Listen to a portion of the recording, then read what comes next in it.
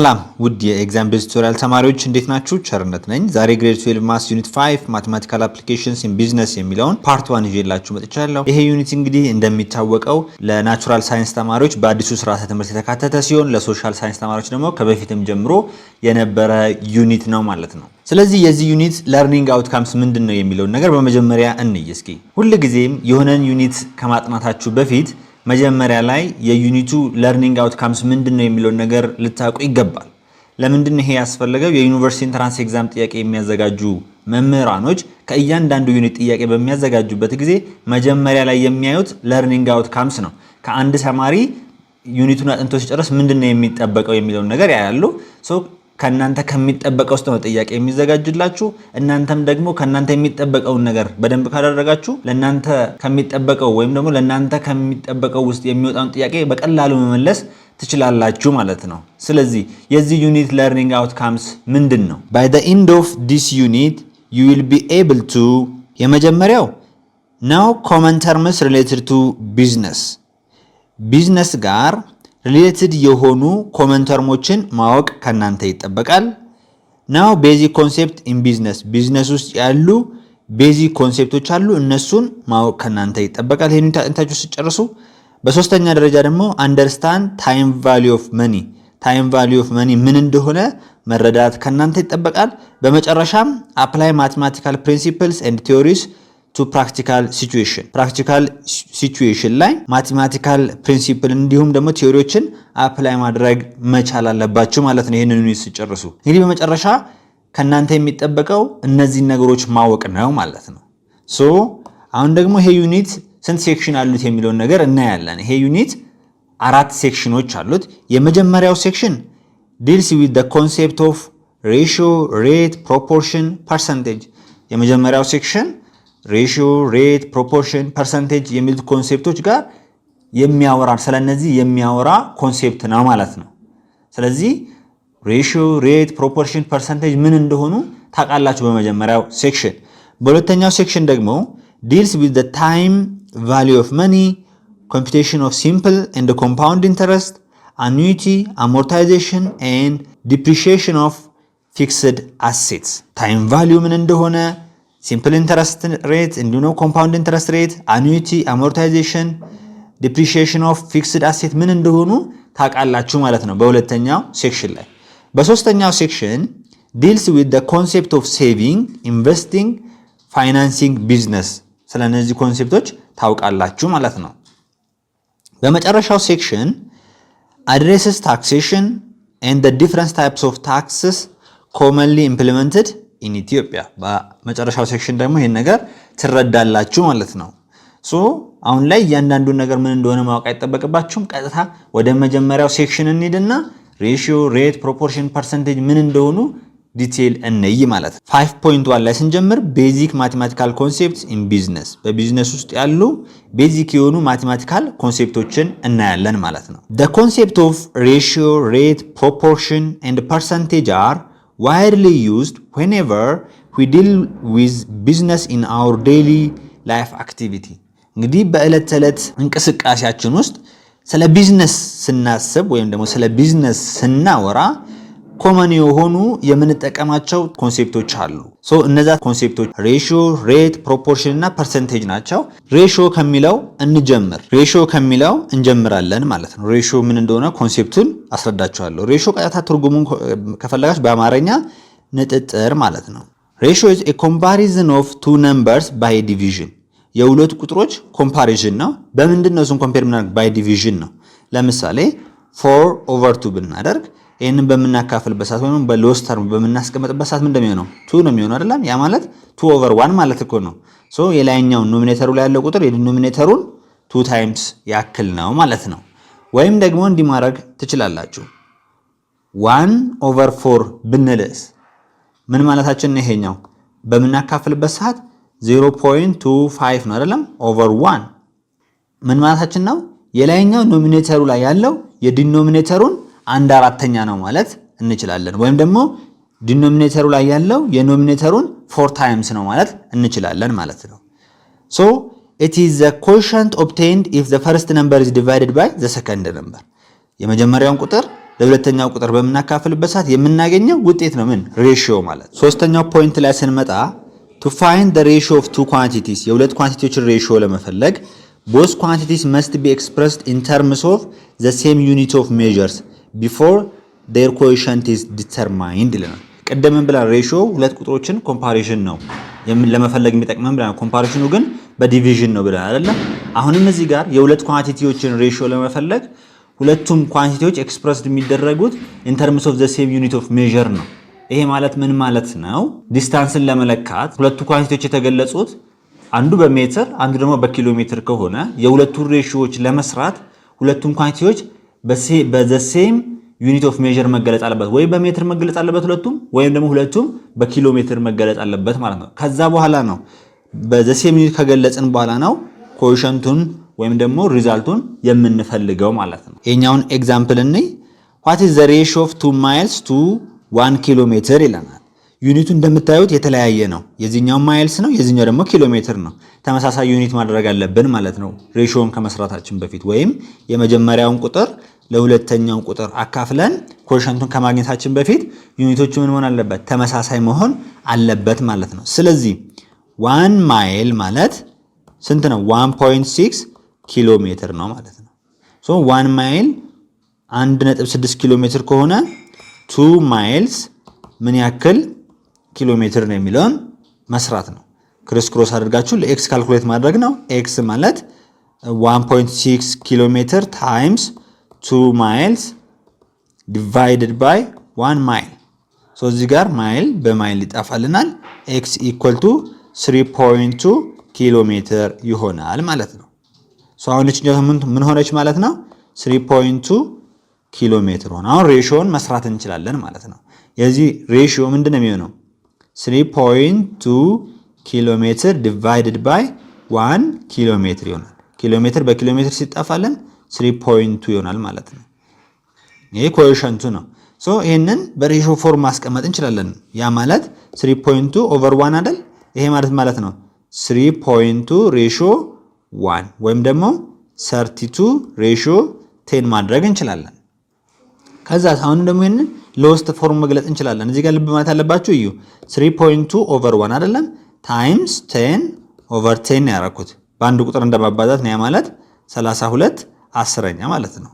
አሁን ይሄንን ሲምፕሊፋይ ማድረግ ይቻላል ወይ? አዎ በ2 16 በ2 5። ስለዚህ 16 ሬሺዮ 5 አድርገን መግለጽ እንችላለን ማለት ነው። እንደዚህ አድርጋችሁ መግለጽ ትችላላችሁ። ኦኬ በንጽጽር ጊዜ ምንድነው የሚጠቅመው ካልን ለምሳሌ 3.2 ሬሺዮ 1 ብለን አይደለም? ይሄ ማለት 3.2 ኦቨር 1 አይደለም? የላይኛው ኖሚኔተሩ የዲኖሚኔተሩን 3.2 ያክል እጥፍ ነው ማለት ነው። ይህንን ነገር በዚህ ማወቅ መቻል አለባችሁ ማለት ነው። ሌላኛው ፖይንት ሬሺዮ ካን ቢ ኤክስፕረስድ ኢን ዋን ኦፍ ቱ ዌይስ። የመጀመሪያው ፓርት ቱ ሆል ሬሺዮ፣ ሁለተኛው ደግሞ ፓርት ቱ ፓርት ሬሺዮ የሚባል አለ። A part to part ratio shows how one part relates to the another part ነው። እዚህ ጋር በደንብ መረዳት ያለባችሁ ለምሳሌ እዚህ ጋር 56 ተማሪዎች አሉ እንበል፣ ስቱደንትስ አለ። እዚህ ጋር ደግሞ 26 ፊሜልስ ቢሆኑ 30 ደግሞ ሜልስ ቢሆኑ፣ አሁን የሴቶችን ለአጠቃላይ ያለው ሬሺዮ ፈልጉ ከተባለ 26 ኦቨር 56 አድርገን ነው የምንሰራው አይደለም? ይሄንን ያው እንግዲህ በሎስ ተርም መግለጽ ትችላላችሁ አቃላችሁ። ግን ይሄ የሚገልጸው ምንድነው? አሁን ፓርት ቱ ሆል ነው። እንደምታዩት ይሄኛው የዚህኛው ፓርት ነው፣ ይሄኛውም የዚህኛው ፓርት ነው። ስለዚህ ፓርቱን ለአጠቃላይ ካረገን ፓርት ቱ ሆል እንለዋለን ማለት ነው። ፓርት ቱ ፓርት የምንለው ደግሞ ያው እዚህ ጋር እንደሚለው how one part relates to another part፣ አንዱ ፓርት ከአንዱ ፓርት ጋር። ለምሳሌ የዚህ የሴቶቹና የወንዶቹን ሬሺዮ የሴቶች ለወንዶች ሬሺዮ ፈልጉ ከተባለ 26 ሲካፈል 30 ነው የምናደርገው። እዚህ ጋር እናንተ በሎስ ተርም መግለጽ አቃላችሁ ማለት ነው። ሶ እዚህ ጋር ይሄ ምንድነው የሚገልጸው? ፓርት ቱ ፓርት ነው የሚጠቅም ፓርት ቱ ፓርት ነው የሚገልጸው ማለት ነው። ይሄኛው ፓርት ቱ ሆል ሲገልጽልን፣ የወንዶች ለሴቶች ከተባለ 30 ለ26 እናደርጋለን። ይሄም ስቲል ምንድነው ፓርት ቱ ፓርት ነው የሚገልጸው ማለት ነው። ይሄን ነገር በዚህ ማያስ ትችላላችሁ። መጽሐፋችሁ ላይ ያለ ኤግዛምፕል አለ፣ እሱን እንስራ። The following table gives the number of teachers in a given school according to their education level and sex. A.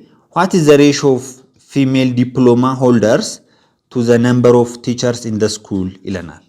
እዚህ ጋር ፊሜል ዲፕሎማ ሆልደርስ እዚህ ጋር አሉ። ፊሜሎች 16 ናቸው። ሜል ደግሞ እዚህ ጋር 26 ያለ ቶታል 42 ነው ዲፕሎማ ሆልደርሶቹ። ዲግሪ ሆልደርስሳ ሜል 46 ፊሜል ደግሞ 12 አጠቃላይ 58 ነው ማለት ነው። በአጠቃላይ በትምህርት ውስጥ ያለው የሜል ብዛት ስንት ነው? 72 የሴቶች ደግሞ 28 ነው። አጠቃላይ ካልን ደግሞ 100 ነው ያለው ማለት ነው። ስለዚህ ፊሜል ዲፕሎማ ሆልደርስ ማለት ስንት ነው?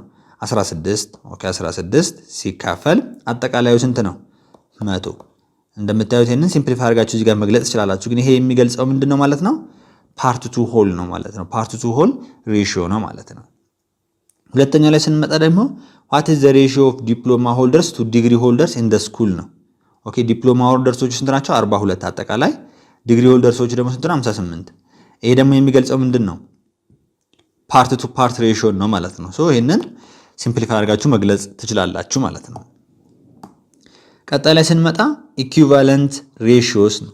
ኢኩቫለንት ሬሺዮ ማለት ነው ኢኩቫለንት ሬሺዮስ are ratios that express the same relationship between two quantities even though the numbers in the ratio may be different. ይሄ ኢኩቫለንት ሬሺዮ የምንለው የሚገልጽልን የሁለት ኳንቲቲዎችን the same relation ነው ማለት ነው። ለምሳሌ አንዱ ሬሺዮ 2/6 ቢሆን የዚህኛው ኢኩቫለንት ሬሺዮ ደግሞ ማለት 1/3 ነው ማለት ነው። ቁጥሮቹ ስታዩ ሊለያዩ ይችላሉ። ስታዩት ኖሚኔተሩ ይለያያል፣ ዲኖሚኔተሩ ሊለያይ ይችላል። ግን እነዚህ ሁለቱ ምንድናቸው?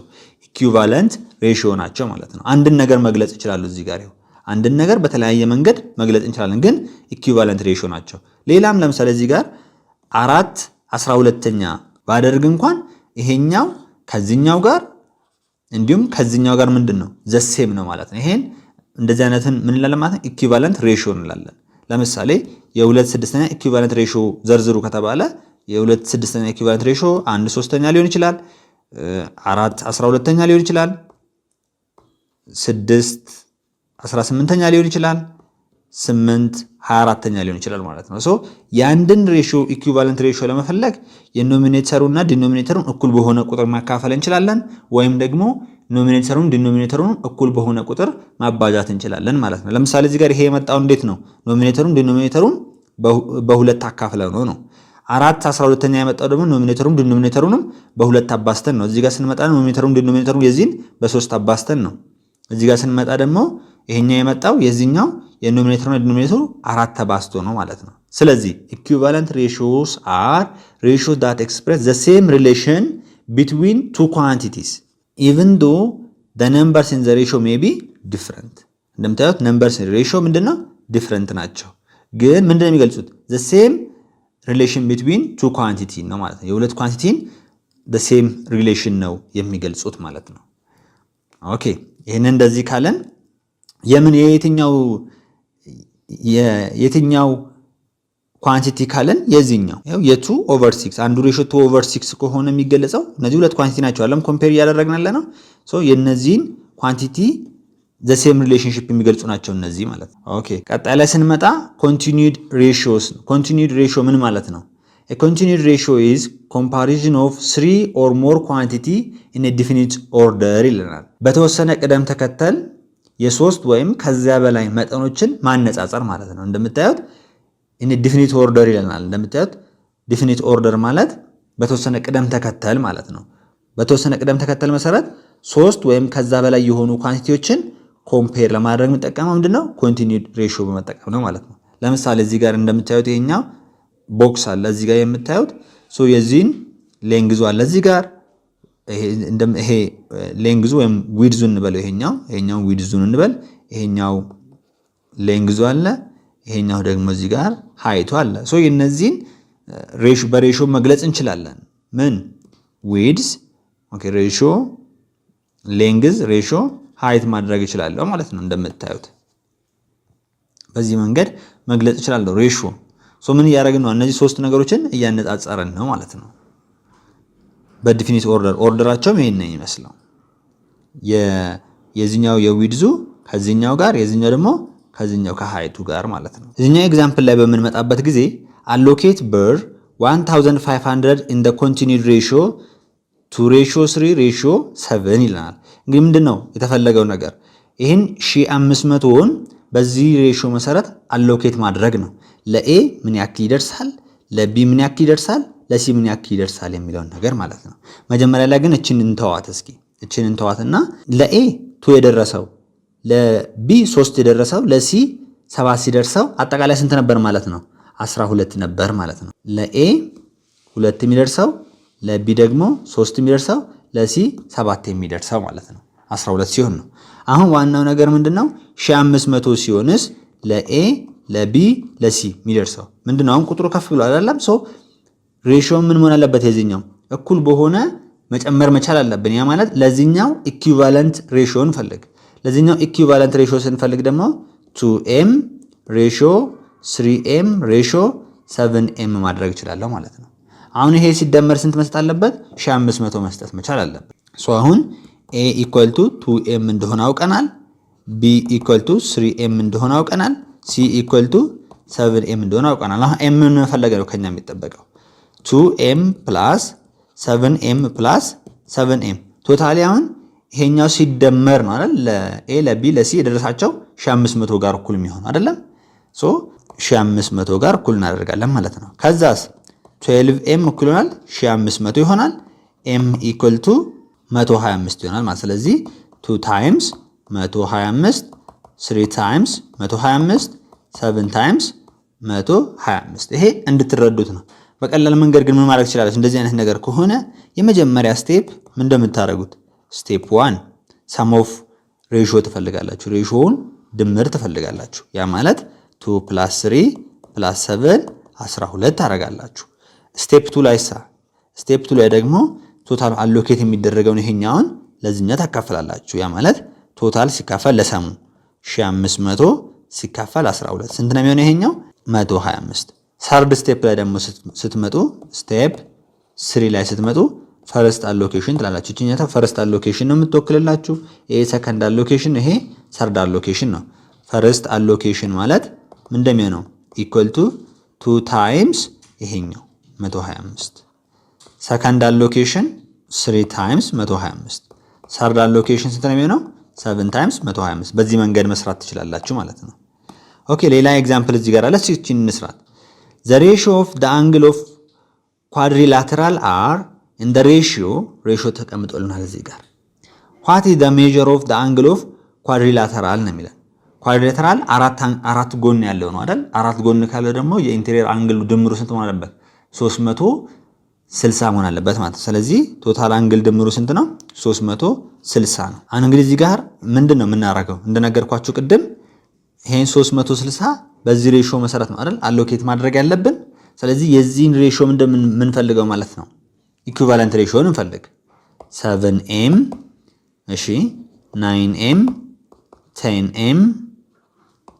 10m ስለዚህ ፈርስት አሎኬሽናችን 7m ጋር እኩል ነው። ሰከንድ አሎኬሽናችን 9m ጋር እኩል ነው። ሰርድ አሎኬሽን 10m ጋር እኩል ነው። ፎርዝ አሎኬሽንም 10m ጋር እኩል ነው። ስለዚህ አሁን ምን ማድረግ አለብን? ኦኬ ይሄኛው አንግል እንግዲህ በዚህ ምክንያት ከተከፋፈለ የነዚህ አጠቃላይ ድምር ከ360 ጋር እኩል መሆን አለበት ማለት ነው።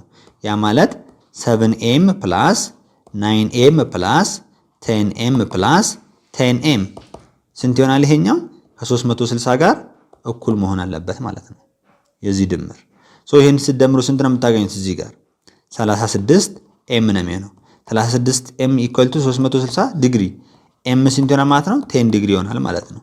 ስለዚህ ፈርስት አሎኬሽናችን ወይ የመጀመሪያው አንግል ስንት ነው የሚሆነው? 70 ዲግሪ ይሆናል ማለት ነው። ሁለተኛውስ 90 ዲግሪ፣ ሶስተኛውስ 100 ዲግሪ፣ አራተኛውስ 100 ዲግሪ ይሆናል ማለት ነው። አሁን ይሄን ብትደምሩት 360 ጋር ዘሴም ነው የሚመጣው ማለት ነው። በዚህ መሰረት መስራት ትችላላችሁ። ይሄኛው ኤግዛምፕል ደግሞ አለላችሁ። ይሄ ኤግዛምፕል ምንድነው የሚያሳየው? 74 ቢሊዮን ሜትር ኪዩብ የመያዝ አቅም ያለው የታላቁ የኢትዮጵያ ህዳሴ ግድብ በሁለት ዙር ሙሌት 18.4 ቢሊዮን ኪዩቢክ ሜትር ይዟል ነው። የመጀመሪያው ሙሌት 4.9 ቢሊዮን ኪዩቢክ ሜትር ሲሆን ሁለተኛው ደግሞ 13.5 ቢሊዮን ኪዩቢክ ሜትሪክ ነው። የተጠየቅነው እዚህ ጋር ኤ ላይ find the ratio of the capacity of water filled in the dam in the first round to the total capacity ነው። ይሄኛው ምንድነው? ለኤ ምንድነው የምናደርገው? የመጀመሪያው ስንት ነው? 4.9 ሲካፈል አጠቃላዩ ስንት ነው? 74። ያው ዩኒቱ ተመሳሳይ ስለሆነ ይጣፋልናል ማለት ነው። በዚህ ጊዜ የምናገኘው ቫልዩ ስንት ነው የሚሆነው? ያ ማለት ከፈለግን በ10/10ኛ ብናባዛው ኢኩቫለንት ሬሽዮ ስንት ነው የሚሆነው? 49 ሲካፈል 740። ይሄንን ሲምፕሊፋይ በምናደርግበት ሰዓት 1/15 ይሆናል ማለት ነው። ይሄ ምንድነው የሚገልጸው ማለት ነው? የመጀመሪያው ሙሌት ቶታል የመያዙን አቅም የቶታሉን ምን ያክል ነው ማለት ነው? 1/15ኛ ያክል ነው ማለት ነው። 1/15ኛ ያክል ነው ማለት ነው። ቢ ላይ ደግሞ ስንመጣ find the capacity of water filled in the dam in 2 round to the total capacity ኦኬ በሁለቱ ራውንድ የሞላው ስንት ነው? አጠቃላይ 18.4 አይደለም? 18.4 ሲካፈል 74 እናደርጋለን። ይሄኛውም በ10/10 ብናባዛ 184 ሲካፈል 740 ይሆናል ማለት ነው። ኦኬ ይሄኛውንስ ደግሞ በምትሰሩበት ሰዓት በምታቃሉበት ሰዓት 1/4ኛ ይመጣል። 1/4ኛ አካባቢ ይመጣላችኋል። ይሄ ምንድነው የሚገልጸው ማለት የመጀመሪያውን የመያዝ አቅሙን 1/4ኛ ነው የሞላው ማለት ነው። በሁለተኛው ራውንድ ጊዜ ደግሞ እንደዚህ ያረጋችሁ ነው የምትዩ። ሲ ላይ የሚጠይቃችሁ ይሄኛውን ነው። what part of the dam is full ይላል። በሁለት ራውንድ የሞላው አለ። በሁለት ራውንድ የሞላ 18.4 ነው። 18.4 ሬሽዮ 74 ስናደርግ 18.4 ሲካፈል 72 1/4ኛ ይሆናል። የ1/4ኛ ደግሞ እንደሚገልጸው የሙሉውን 1/4ኛ ያክል ነው የሞላው የሚለውን ነገር ይገልጽልናል ማለት ነው። ቀጣይ ላይ ስንመጣ ሬት የሚል ኮንሴፕት ነው ያለው። ይሄን ሬት የሚለውን ኮንሴፕት ደግሞ እናያለን።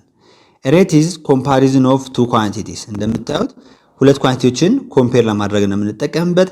በት ኢፍ ዘ ኳንቲቲ ሃቭ ዲፍረንት ዩኒትስ ኦፍ ዘ ሜዠርስ፣ ኳንቲቲዎቹ ዲፍረንት ዩኒት ካላቸው ሬሾአቸው ምንድነው? የሆነ ዩኒት ይኖራቸዋል ማለት ነው። በአጠቃላይ እንዳንድ ጀነራል ግል እንገራችሁ ሬት ኦፍ ቼንጅ በምንልበት ሰዓት ሁለት ነገሮች አንዱ ቼንጅ ሲያደርግ አንዱም ቼንጅ የሚያደርግ ነገር ነው የሚገልጸው። ያ ማለት ለምሳሌ አንድ ነገር ልንገራችሁ። አሁን y1 እዚህ ጋር ነበረ። y1 ወደዚህ ቼንጅ አደረገ፣ ወደዚህ ወደ y2 ቼንጅ አደረገ። x1ም እዚህ ጋር ነበር፣ x1ም ወደ ቼንጅ አደረገ፣ ወደ x2 ቼንጅ አደረገ እንበል። የዚህኛው ሬት ኦፍ ቼንጅ ፈልጉ ከተባለ አሁን y ወደ y2 ቼንጅ ሲያደርግ x1ም ወደ x2 ቼንጅ አድርጓል። ስለዚህ ሬት ኦፍ ቼንጅ ማለት ምንድነው? ቼንጅ ኢን y ኦቨር ቼንጅ ኢን x ነው ማለት ነው።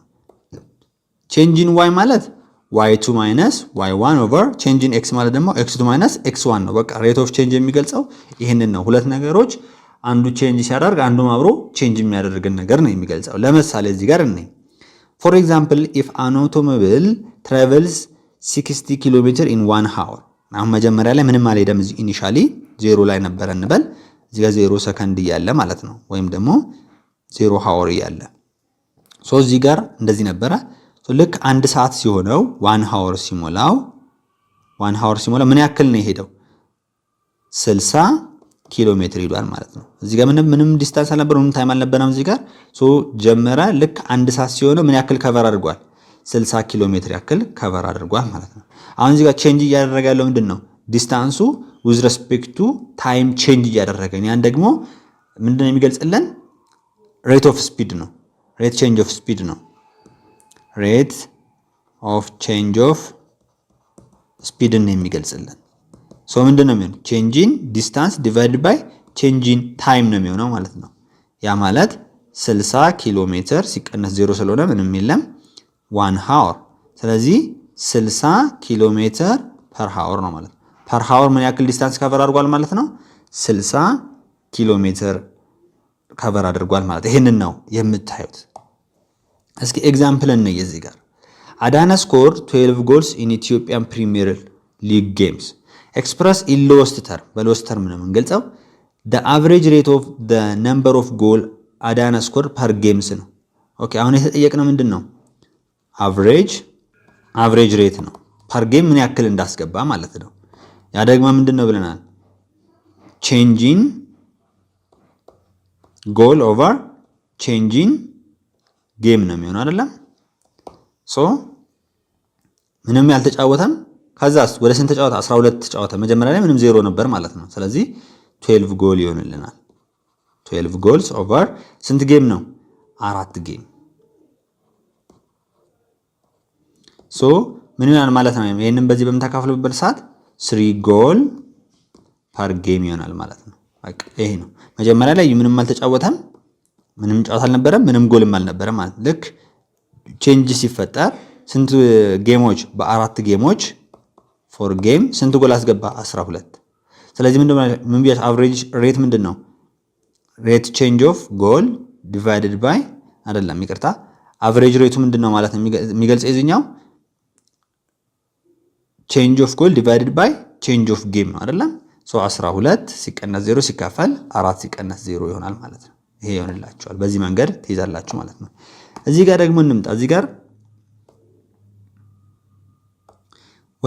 ወሳኝ የሆነ ኮንሴፕት አለ፣ እሱ ልንገራችሁ።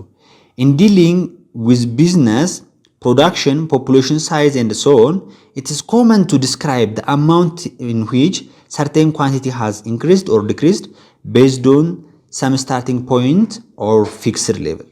This will the rate of change of a given quantity given by ልና እዚህ ጋር እዩ rate of change ልና እዚህ ጋር ይሄን ፎርሙላ ይሰጣችኋል።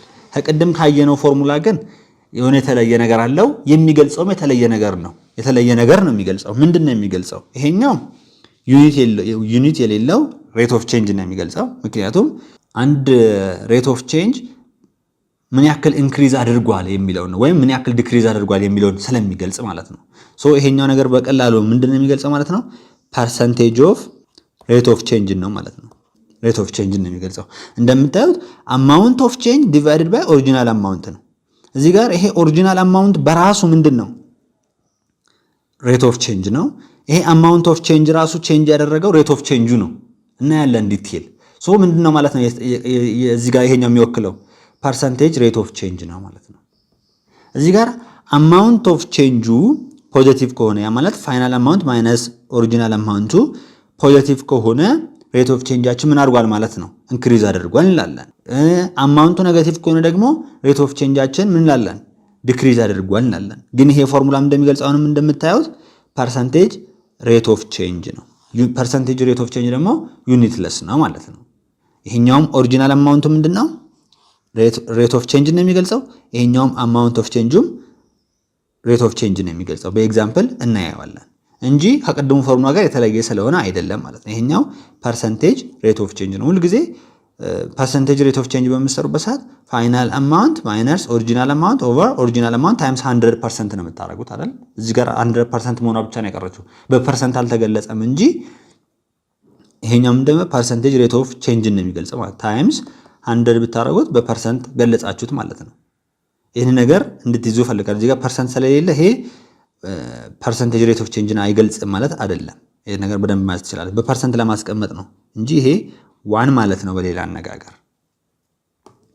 እስኪ አሁን በነገርኳችሁ እዚህ ጋር ኤግዛምፕል አለ። ኤግዛምፕል እንይ። the average price of ይርጋ ጨፌ coffee for November 2018/19 was about ይሄን ይለናል። ስንት ነው? 2018 19 ምን ያክል ነበረ? 1277 ብር ፐር 17 ኪሎ ግራም። አያችሁ አሁን ይሄ ምንድነው የሚገልጸው? ሬት ኦፍ ቼንጅ እንደሚገልጸው ይሄ ራሱ ኢኒሻል ላይ ያለ ማለት ነው። ለምን ይሄውና ፐር 17 ኪሎ ግራም ይሄን ያክል ነው ገንዘቡ እያለን ነው። ስለዚህ ቼንጅ አለ ማለት ነው። ኦኬ ኪሎ ግራሙ ቼንጅ ባደረገ ቁጥር ብሩም ቼንጅ ያደርጋል ማለት ነው። ለዛ ነው ይሄኛው ሬት ኦፍ ቼንጅ ነው የሚገልጸው ያልኩበት ምክንያት። ሁለተኛ ደግሞ ስትመጡ በ2019/20 ሃርቨስት ሲዝን ኦር ኖቬምበር ይርጋ ጨፌ ኮፊ ዋዝ ትሬድድ ኦን አቨሬጅ አባውት 1780 ብር ፐር 17 ኪሎ ግራም ይለናል። ይሄ ምንድነው የሚገልጸው? ሬት ኦፍ ቼንጅ ነው። ምክንያቱም ኪሎ ግራሙ ቼንጅ ቢያደርግ ቁጥር ብሩ ምን ያደርጋል? ቼንጅ ያደርጋል ማለት ነው። ሶ እዚህ ጋር what is the rate of change in price of 1 kilogram of coffee from ከዚህ እስከዚህ ያለውን ይለናል በሃርቨስት ሲዝን። እዚህ ጋር አሁን እዚህ ጋር ምንድነው ሬት ኦፍ ቼንጅ እቺም እንደምትገልጸው ያቻለው ቀደም እንግዲህ አሁን ይሄው ልብ በሉ እዚህ ጋር ቼንጅ ያደረገው ሬት ኦፍ ቼንጁ ከሆነ ይኸውና ሬት ኦፍ ቼንጁ እዚህ ጋር የሚገልጸው ሬት ኦፍ ቼንጅ ነው፣ እዚህ ጋር ያለው ሬት ኦፍ ቼንጅ ነው። ሶ እዚህ ጋር what is rate of change ከተባላችሁ ምንድነው የምትፈልጉት ማለት ነው?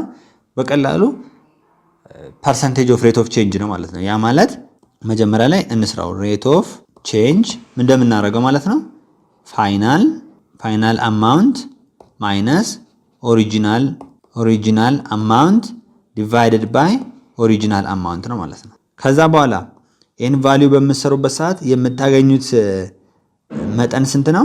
0.394 ነው ማለት ነው። ይሄ ምንድነው? ሬት ኦፍ ቼንጁ ነው። ሶ ሬት ኦፍ ቼንጅ ነው። ፐርሰንቴጅ ሬት ኦፍ ቼንጅ ባደርግ ይሄኛም በምንድነው ማባዛት ያለብኝ? በመቶ አይደለም? በ100%። ስለዚህ ስንት ይሆናል ማለት ነው? 39.4% ይሆናል ማለት። ይሄ ምንድነው ታዲያ የሚገልጸው? ይሄ የሚገልጸው ቼንጅ ያደረገው ይሄ ምንድነው የሚገልጸው? ኢንክሪዝ ማድረጉን ነው። ኢንክሪዝ ያደረገው ደግሞ ምንድነው? የኦሪጂናሉን 39.4% ነው ማለት ነው። ይሄ የሚገልጸው የኦሪጂናሉን 39.4% ወይም ደግሞ የኦሪጂናሉን 0.394 ያክል ኢንክሪዝ ማድረጉን ነው ማለት ነው። ስለዚህ እዚህ ጋር ያለው ሬት ኦፍ ቼንጅ ምንድነው ማለት ፖዚቲቭ ነው ማለት ነው። ይሄን በዚህ ትረዳላችሁ። እዚህ ጋር ደግሞ እንምጣ እስኪ። suppose the daily income a bakery gets from the sale of special bread increase from ብር እዩ እንደምታዩት ከዚህኛው ከ120 ሺህ ወደ 171 ሺህ ኢንክሪዝ አድርጓል።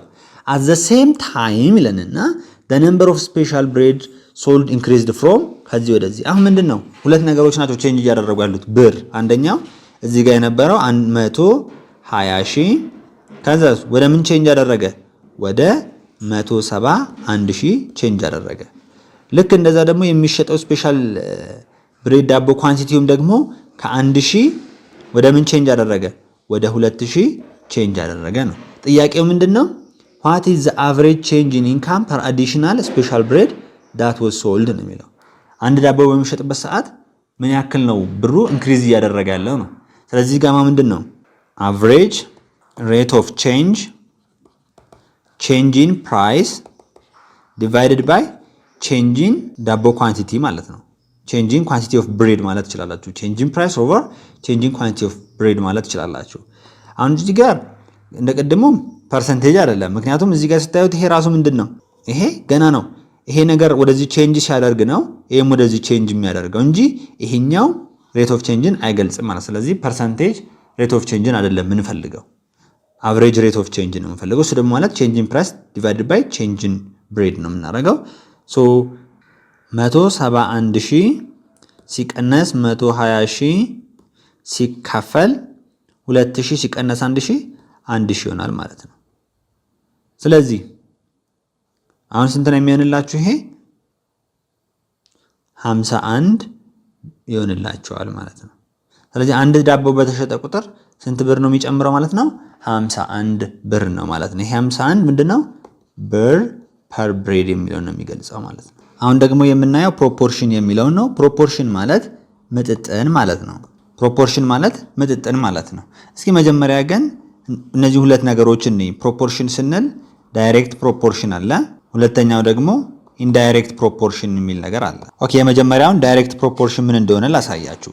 ዳይሬክት ፕሮፖርሽን ስንል አንድ ኳንቲቲ ሲጨምር ሌላኛውም ኳንቲቲ ይጨምራል ማለት ነው። ያ ማለት ምን ማለት እንደሆነ ላሳያችሁ። አሁን y directly proportion to x ነው ካልኩኝ y ሲጨምር xም ይጨምራል ማለት ነው። y ሲቀንስ xም ይቀንሳል ማለት ነው። ስለዚህ ፕሮፖርሽናል ኮንስታንት አለ የሚጨምርበት በሆነ ኮንስታንት ነው። ያ ማለት y equal to k times x ማለት እችላለሁ። ኦኬ a equal to 2 times b ባደርግ አሁን b equal to 1 ሲሆን a ስንት ነው የሚሆነው? 2 b equal to 2 በሚሆንበት ሰዓት a equal to 4 b equal to 3 ሲሆን a equal to 6 አያችሁ። a b እየጨመረ በሚመጣበት ቁጥር m እየጨመረ ነው የሚመጣው። የሚጨምረው ግን ሁሉ ጊዜ በኮንስታንት ነበር ነው። ያቺ ኮንስታንት ፕሮፖርሽናል ኮንስታንት እንላታለን። እቺ k እያልን ያለናት ማለት ነው። በዚህ ጊዜ አሁን እዩ b1 እያለ a2 ነው። እዚህ ጋር ደግሞ b3 እያለ a ስንት ነው? 6 ኤ የቢን 2 ታይምስ ነው እየጨመረ ያለው ማለት። ስለዚህ እቺ ምንድነች?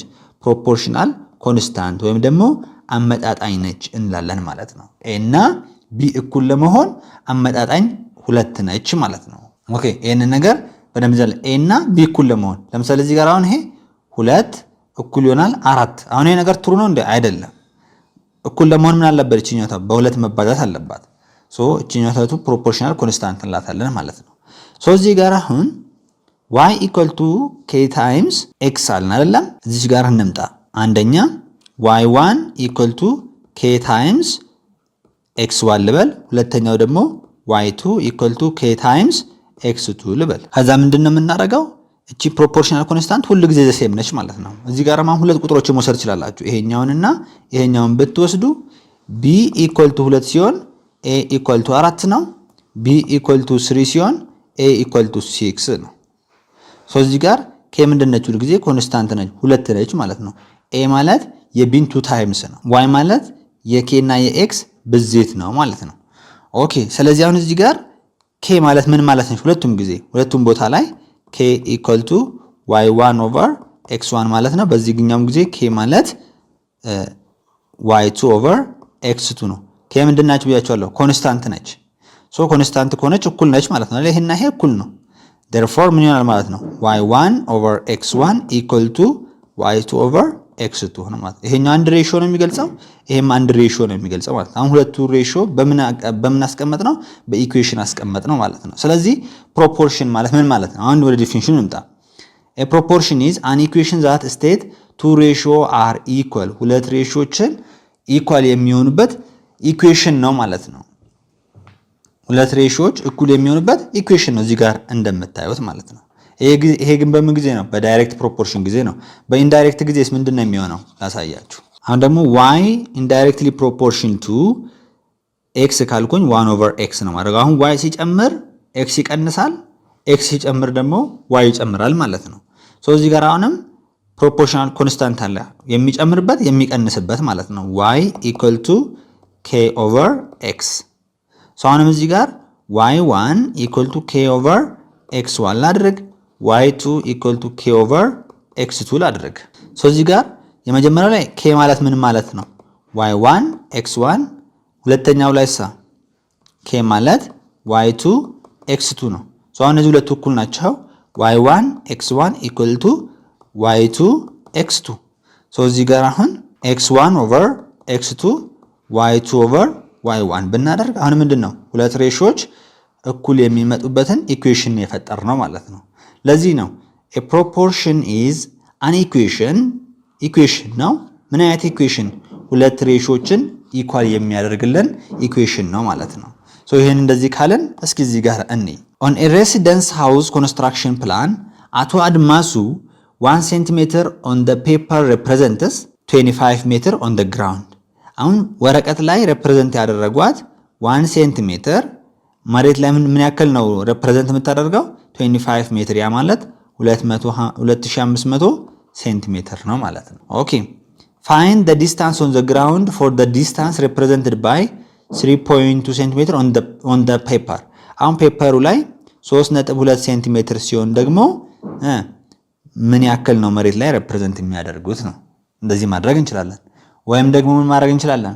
አሁን እዚህ ጋር 1 ሴንቲሜትሩ 1 ሴንቲሜትር ዲቫይድድ ባይ 2500 ሴንቲሜትር እኩል ይሆናልና 3.2 ሴንቲሜትር ዲቫይድድ ባይ ኤክስ እንላለን ማለት ነው። አሁን ኤክስን ነው የምንፈልገው ማለት ነው። ኤክስን ነው የምንፈልገው። ሶ ኤክስን ማግኘት እንችላለን። አሁን እንዴት አድርገን ነው የምናገኘው? ክሮስ ክሮስ ማድረግ ትችላላችሁ። x equal to 3.2 centimeter times 2500 centimeter divided by 1 centimeter። ይሄ በዚህ ስታጣፉ ኤክስን ማግኘት ትችላላችሁ ማለት ነው። እዚህ ጋር እንግዲህ የምትረዱት አሁን ምንድነው ፕሮፖርሽን ምን ለማድረግ ነው ብለናል? ሁለት ሬሾችን በኢኩዌሽን ለማገናኘት ነው አይደለም? ሁለት ሬሾችን በኢኩዌሽን ለማገናኘት። በኢኩዌሽን ማገናኘት ምንድነው? አናውን የሆነውን ቫልዩ ለመፈለግም እንጠቀምበታለን ማለት ነው። በዚህ መሰረት እንደዚህ አድርጋችሁ መስራት ትችላላችሁ ማለት ነው። ኦኬ ይሄኛው ለዚህኛው ሲካፈል እኩል ይሆናል። ይሄኛው ለዚህኛው ሲካፈል አድርጋችሁ ሬሾን ማገናኘት ትችላላችሁ ማለት ነው። ያ ማመጣጠን ነው ሬሽዮ ማለት አይደል? ማመጣጠኑን ነው መግለጽ። በቃ አንድ ወረቀት ላይ 1 ሴንቲሜትር መሬት ላይ ይሄን ከወከለ ኦኬ ወረቀቱ ላይ 3.2 ሴንቲሜትር ደግሞ መሬት ላይ ምን ያክል ይወክላል የሚለውን ነው የምናየው። ሰው ማመጣጠን ነው ፕሮፖርሽን ማለት። ኦኬ እዚህ ጋር ደግሞ ስንመጣ ኮምፓውንድ ፕሮፖርሽን የሚለውን ነው የምናየው። ኮምፓውንድ ፕሮፖርሽን ምን ማለት ነው? A compound proportion is a situation in which the quantity of one variable depends on two or more other quantities of the other variable ይላል። ምን ማለት ነው ይሄኛው? የአንድ ኳንቲቲ ቫሪያብል የሌሎች ኳንቲቲ ቫሪያብል ላይ ዲፔንድ የሚያደርግ ከሆነ ማለት ነው። ለምሳሌ እንደ ኤግዛምፕል y directly proportional to x times z ቢሆን አሁን እዚህ ጋር x ሲጨምር y ምን ያደርጋል? ይጨምራል። እቺን እንደ ኮንስታንት መወስዳት ከሆነ አንዷን እንደ ኮንስታንት እንውሰድ። z እንደ ኮንስታንት መወስድ ከሆነ x ሲጨምር y ይጨምራል፣ ወይም ደግሞ x እንደ ኮንስታንት ወስጄ z ቢጨምር y ምን ያደርጋል? ይጨምራል ማለት ነው። አንዱ እንደ ኮንስታንት አንዱ ሲቀነስ ይሄም ይቀንሳል። ሶ y equal to constant proportional constant አለች k times x times z ይሆንልናል ማለት ነው። ይሄን ነገር እንደዚህ አድርጋችሁ ትይዛላችሁ ማለት ነው። አሁን እዚህ ጋር አንዱ ኳንቲቲ ማን ላይ ዲፔንድ ይሆናል? x እና y ላይ ዲፔንድ ይሆናል ማለት ነው። ሶ ይሄን ነው እዚህ ጋር ያለው ዲፊኒሽንም የሚገልጽላችሁ። እስኪ እዚህ ጋር ኤግዛምፕል አለ እኔ if 3 workers can finish a job in 5 days አሁን 3 ወርከሮች አሉ። በስንት ቀን ነው የሚጨርሱት ስራውን? 5 days. How many days would it take for the 5 workers? 5 workers ቢሆኑ ደግሞ ምን ያክል ጊዜ ነው የሚወስድባቸው ነው። እዚያን ይሄ ምንድነው ማመጣጠን ነው አይደለም? the same job ነው። 3 ሰዎች በ5 ቀን ከጨረሱት 5 ሰዎች ደግሞ በምን ያክል ይጨርሱታል ነው ማመጣጠን ነው። ሶ ይሄን ለማድረግ ምን እንደምናደርገው number of workers indirectly proportional to number of days ነው የሚሆነው። ለምን ካላችሁ number of workers በጨመረ ቁጥር ምን እንደሚሆን number of days ይቀንሳል አይደለም? ሊትራሊ በ3 ሰው የሆነ ስራ በ3 ሰው የተሰራ በ5 ቀን ውስጥ የሚያልቅ ከሆነ ሰዎችን ስትጨምሩ ያ ምን ይሆናል? ቀኑ ይቀንሳል አይደለም? ሶ ምን እናደርጋለን? ለቲቺኛቷን y አድርገን number of workers y አድርገን እንውሰድ፣ number of days ደግሞ x አድርገን እንውሰድ። ስለዚህ y indirectly proportional to 1 over x ማለት ነው። ያ ማለት y equal to k over x ማለት ነው። ሶ አሁን ፕሮፖርሽናል ኮንስታንታችን ማግኘት እንችላለን አንደኛው ላይ። ይሄ number of workers ነው የመጀመሪያው 3 እኩልናል k over x ደግሞ ማለት 5 days ነው። ሶ k ማለት 15 እንደሆነ ማግኘት እንችላለን። ለሁለተኛም ልክ እንደዛው እንወስዳለን። y equal to k over x y ስንት ነው? y number of workers 5 ናቸው። 5 እኩልናል k over x ግን አልታወቀችም number of days እሷን ነው የምንፈልገው። ሶ ክሮስ ክሮስ እናደርጋውን k equal to 5x ይሆናል ማለት ነው። አሁን ሁለቱ ላይ ያሉት ፕሮፖርሽናል ኮንስታንታችን እኩል ናቸው። ስለዚህ 15 እኩልናል 5x x equal to 3 ነው የምናገኘው ማለት ነው። number of days 3 ነው የሚሆነው ማለት ነው። በዚህ መንገድ ማየት ትችላላችሁ። እዚህኛው ጥያቄ ላይ እንግዲህ አንድ ማሳወቃችሁ ነገር አለ። እሱ ምንድነው? አሁን እዚህ ጋር ስታዩት 3 workers can finish a job in 5 days ነው የሚለን። አሁን 3 ወርከሮች ናቸው። በስንት ቀን ነው የሚጨርሱት? በ5 ቀን። 5 ወርከሮች በሚሆኑበት ሰዓት በምን ያክል ቀን ውስጥ ነው የሚጨርሱት ነው። አሁን ይሄን ጥያቄ እንደዚህ ክሮስ ክሮስ አድርገን ለኤክስ ሶልቭ ከማድረጋችን በፊት ጥያቄውን ይዘት ማየት አለብን። የጥያቄው ይዘት አንዱ ኳንቲቲ ሲጨምር ያንዱ ይጨምራል ወይስ ያንዱ ኳንቲቲ ሲቀንስ ይቀንሳል የሚለውን ወይንም ደግሞ ያንዱ ኳንቲቲ ሲጨምር ያንዱ ይቀንሳል ወይስ ያንዱ ሲጨምር ደግሞ ያንዱ ይቀንሳል የሚለውን ነገር ማየት መቻል አለብን። አሁን እዚህ ጋር ስታዩት 3 ሰዎች የሆነን ስራ በ5 ቀን ከጨረሱ የሰው ኃይል ሲጨመርበት ደግሞ ከ5 ቀን ባነሰ ነው የሚጨርሱት አይደለም? ስለዚህ number of workers በሚጨምርበት ሰዓት number of days ምን ያደርጋ ነው? እየቀነሰ ነው ማለት። ስለዚህ ምንድነው?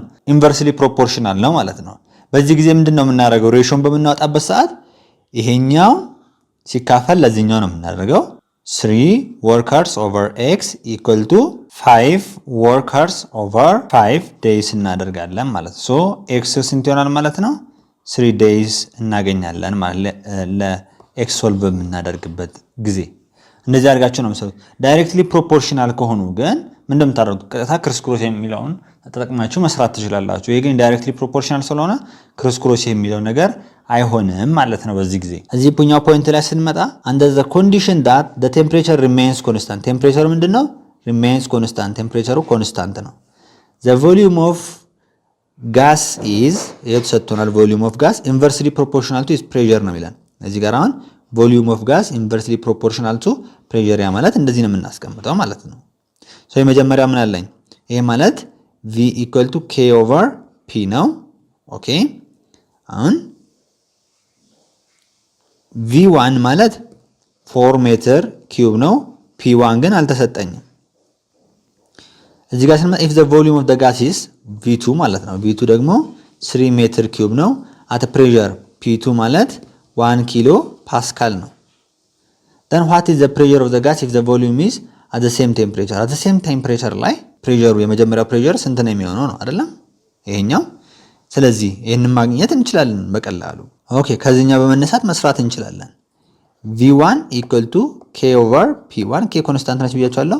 V2 ማለት K over P2 ነው። ስለዚህ እዚህ ላይ K ማለት ነች V1 P1 እዚህ ላይ K ማለት ምን ማለት ነች V2 P2 ስለዚህ K እኩል ናቸው V1 P1 equal to V2 P2 ይሆናል ማለት ነው። ሶ እንደዚህ አድርጋችሁ መያዝ ትችላላችሁ። ከዚህ ላይ ተነስታችሁ P1ን ካልኩሌት ማድረግ ትችላላችሁ ማለት ነው።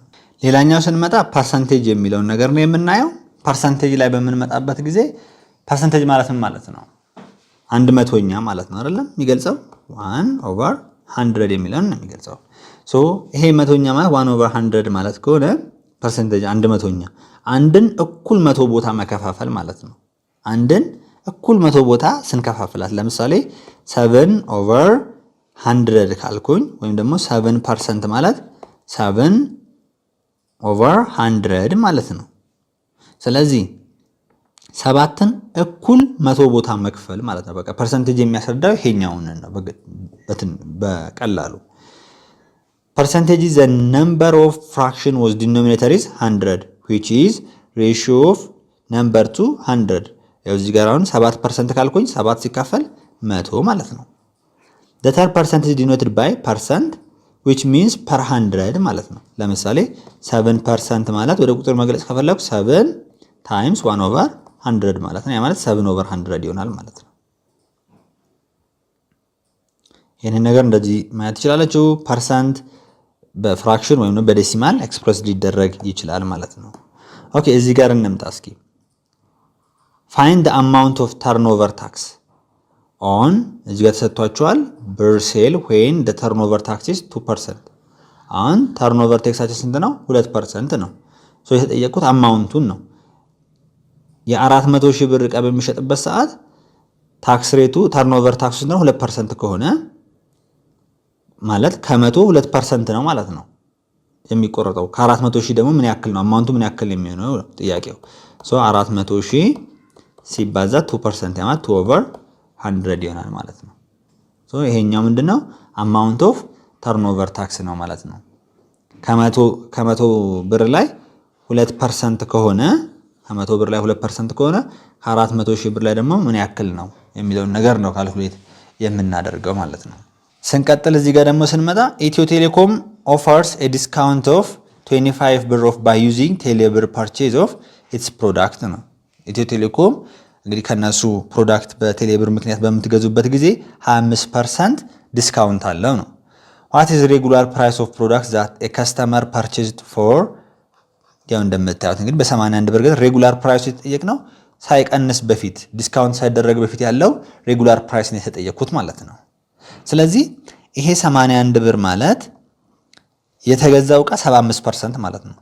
75% of n equal to 81 ነው ማለት ነው።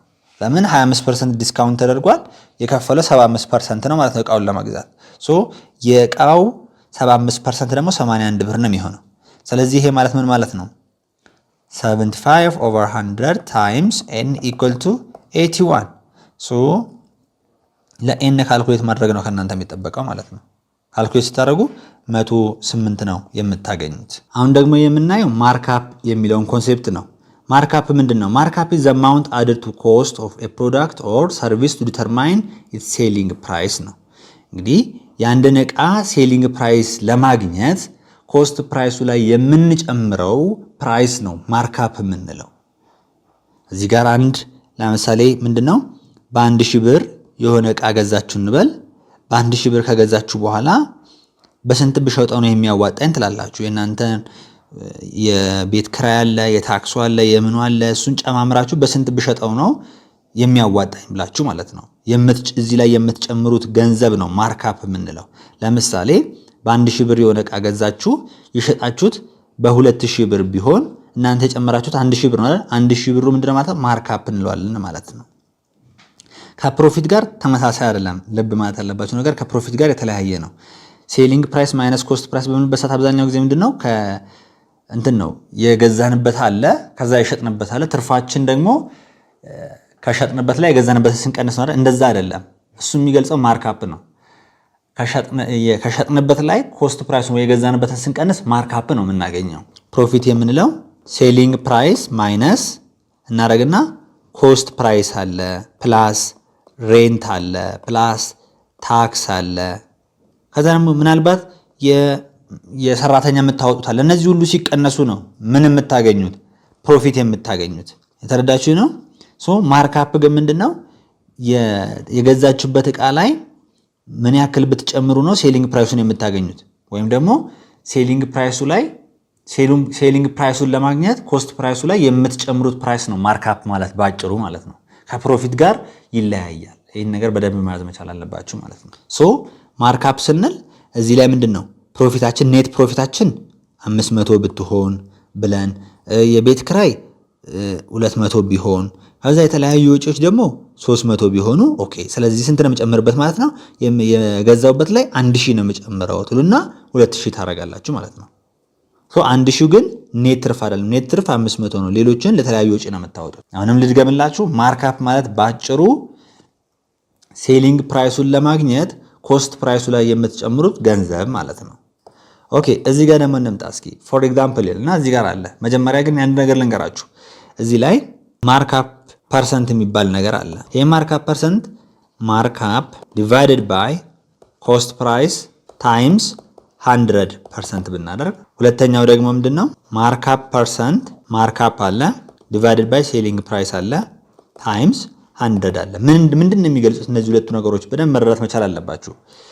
ለምሳሌ እዚህ ጋር 25% አገኘው ልበል፣ በቀላል ለማስረዳት እንዲመች። እዚህ ጋርም 25% አገኘው ልበል።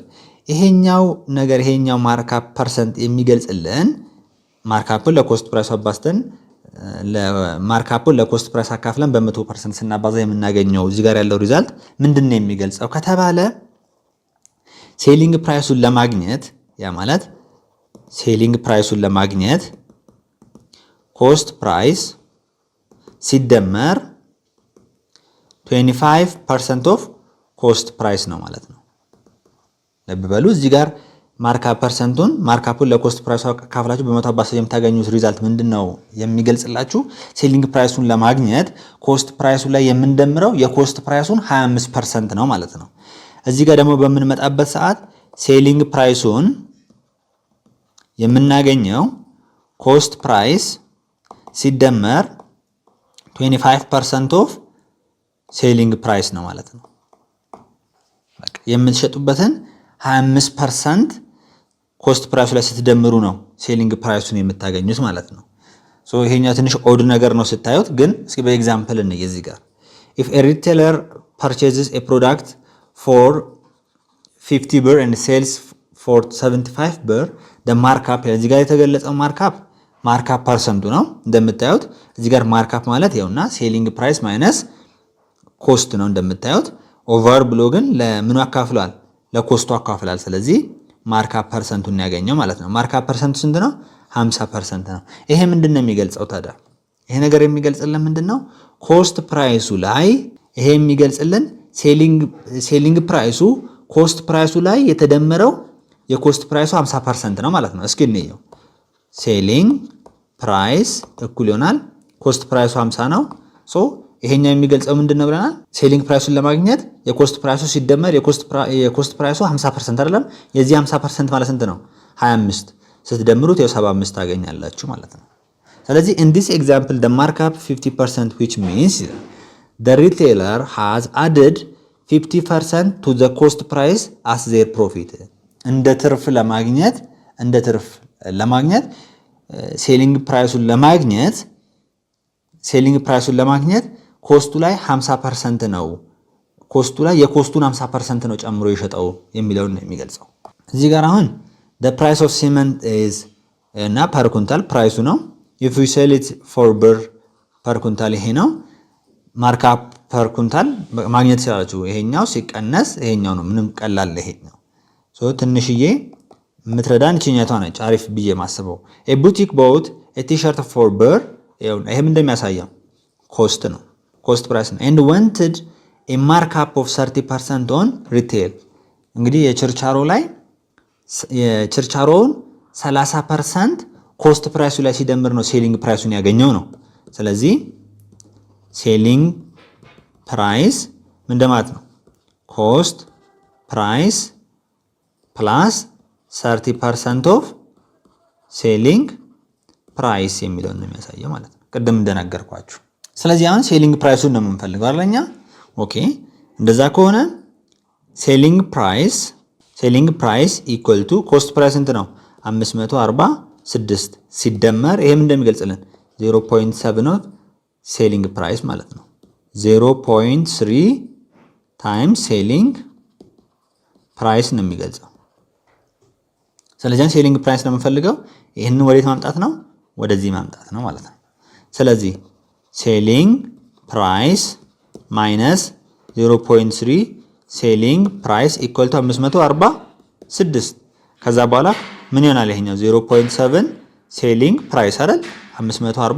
546 ሴሊንግ ፕራይስ ማለት 546 ሲካፈል 0.7 ታደርጋላችሁ። እዚህ ጋር የምታገኙት ቫልዩ አለ ማለት ነው። እሱ ቫልዩ 780 ይሆናል ማለት ነው። ስለዚህ አሁን ምን ማለት ነው? ይሄኛው ምንድነው እንደሚገልጸው ብለናል። እንግዲህ ሴሊንግ ፕራይሱ ኮስት ፕራይሱ ላይ የተደመረው የሴሊንግ ፕራይሱን 30% ነው ማለት ነው። ስለዚህ አሁን የዚህን 30% ወስዳችሁ እዚህ ላይ ብትደምሩት ሴሊንግ ፕራይሱ ይሄን ራሱ ነው የምታገኙት ማለት ነው።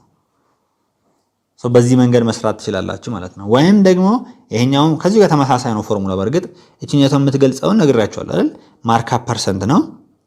ማርካፕ ፐርሰንት ኢኳል ቱ ማርካፕ ዲቫይድድ ባይ ምን እንደማደርገው ፕራይስ ነው ማደርገው፣ ምክንያቱም ሪቴል ስለሚል ታይምስ 100% ነው የምለው። ይሄ ማለት 1 ነው 100 እችላለሁ። ይሄኛው 0.3 እንደሆነ አስቀምጣለሁ እዚህ ጋር። ማርካፕ ማለት በራሱ ደግሞ ምን ማለት ነው? ማርካፕ ማለት በራሱ ሴሊንግ ፕራይስ ማይነስ ኮስት ፕራይስ ዲቫይድድ ባይ ሴሊንግ ፕራይስ ነው ማለት። ከዚህ ለሴሊንግ ፕራይስ ካልኩሌት ስታደርጉ 780 ታገኛላችሁ ማለት ነው። ሌላኛው ስንመጣ ዲስካውንት ነው። ዲስካውንት ያው ቅናሽ ማለት ነው አይደለም? ዲስካውንት ኢዝ ሪዳክሽን ኦን ኦሪጂናል ሴሊንግ ፕራይስ። ኦሪጂናል የሚሸጥበት ሴሊንግ ፕራይስ አለ፣ እሱ ላይ ቅናሽ ሲኖር ዲስካውንት እንላለን። በዚሁ ኮንሴፕት ደግሞ ሬጉላር ፕራይስ የምንለው ያው ኖርማል የሚሸጥበት ኦሪጂናል ሴሊንግ ፕራይሱ ማለት ነው። ሌላኛው ደግሞ ሴል ፕራይስ የምንለው በዚህ ኮንሴፕት ደግሞ ምንድነው? ዲስካውንት ከተደረገ በኋላ የሚሸጠው ማለት ነው። ስለዚህ አሁን እዚህ ጋር ማለት ሴል ፕራይስ ማለት ሬጉላር ፕራይስ ማይነስ ዲስካውንት ማለት ነው። ሬጉላር ፕራይስ ኖርማል የሚሸጥበት አለ፣ ከሱ ላይ ቅናሽ ሲሆን ሴሊንግ ፕራይሱ ነው የምናገኘው ማለት ነው። ዲስካውንት ከተደረገ በኋላ የሚሸጥበት ሴል ፕራይስ እንለዋለን። ሬጉላር ፕራይስ ኖርማል የሚሸጥበት ነው፣ ይሄ ደግሞ ቅናሹ ነው ማለት ነው። እዚህ ጋር ምን ማድረግ እንችላለን? ዲስካውንት ሬት ማግኘት እንችላለን። ዲስካውንት ሬት ማለት ደግሞ ዲስካውንት ዲቫይድ ባይ ሬጉላር ፕራይስ ታይምስ 100 ነው።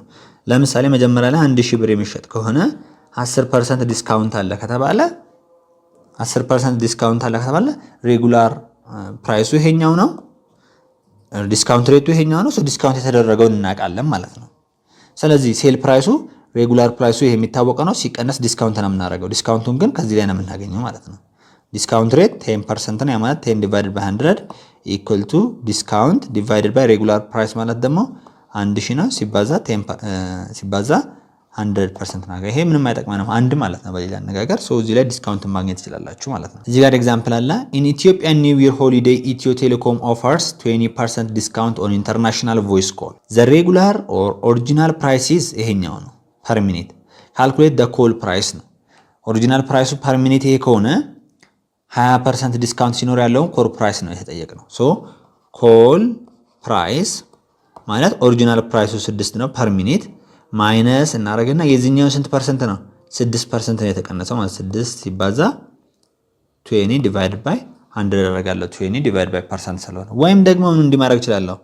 ኮል ፕራይስ ኢኳል ቱ ኦሪጂናል ፕራይስ 6 ነው ማይነስ ዲስካውንት።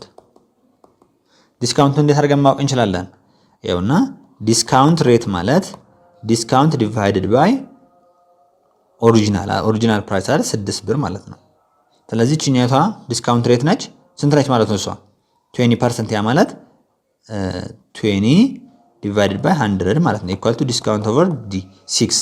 ስለዚህ እዚህ ጋር ያለውን ተመሳሳይ የምናገኘው ማለት ነው። ይሄኛውን ኤግዛምፕል በምናይበት ጊዜ ደግሞ ኦን ፌስቲቭ ሾፒንግ the price of edible waste 20% ዲስካውንት ኦፍ ብር ይሄ ሆነ ማለት ነው። ፐር ሊትር 20% ዲስካውንት ሆኖ ይሄ ነው ብሩ። ይሄ ዲስካውንት የተደረገው ብር ነው ማለት ነው። ካልኩሌት the ኦሪጂናል ፕራይስ ነው። ኦሪጂናል ፕራይስ ነው የተጠየቅነው። ስለዚህ አሁንም እቺኛቷ ምንድነች? ዲስካውንት ሬት እንደሆነች እናውቃታለን። ዲስካውንት ሬት እቺ ኦሪጂናል እንደሆነች እናውቃለን። ሶ ዲስካውንት ሬት ማለት ዲስካውንት ኦቨር ኦሪጂናል ታይምስ 100 ነው አይደለ? እቺኛቷን ማስቀመጥም አለማስቀመጥም ይችላል ዋን ስለሆነች። ሶ እቺኛቷን ማግኘት ኦሪጂናሏን ማግኘት እንችላለን ማለት ነው። ኦሪጂናል ፕራይሱ ምንድነው የሚሆነው? ዲስካውንት ኦቨር ዲስካውንት ሬት ነው የሚሆነው ማለት ነው። ዲስካውንቱ ስንት ነው? 175 ኦኬ። ሬቱ በስንት ነው? 20%። ያ ማለት 0.2 ማለት ነው። ስለዚህ ላይ ማግኘት ትችላላችሁ እንደዚህ በማድረግ።